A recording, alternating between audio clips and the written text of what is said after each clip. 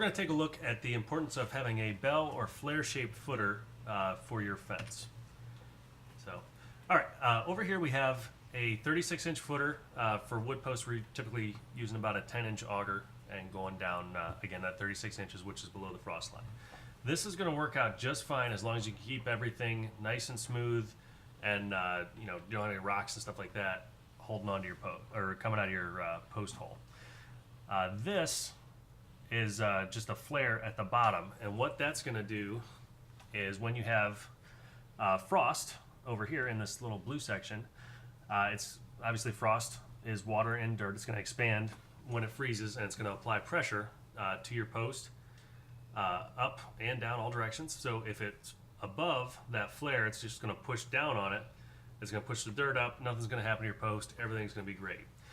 If the frost does get below the post, that's when you end up having posts pop and start to work their way out. So again, either one of these is going to be just fine as long as these walls are nice and smooth and you're below the 36-inch frost line, or at least it's 36 inches where we are. All right. This is going to be a little bit more typical though. You're going to have rocks, obstructions, stuff like that. That's going to be coming out of your footer. And what that does is that gives the frost something to grab a hold of and push against, and it can actually move your post side to side, or eventually can actually work it up out of the ground and give it a pop. The other thing is, if for some reason you weren't able to get down below the frost line, maybe you had a big rock or roots or something like that, just couldn't get down. If you have a flare at the bottom, it's going to provide a much more stable base, much wider base.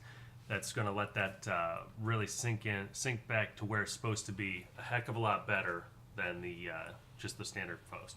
So it's a very beneficial thing to have a flared base at the bottom of your post. It's really going to help the longevity of your fence.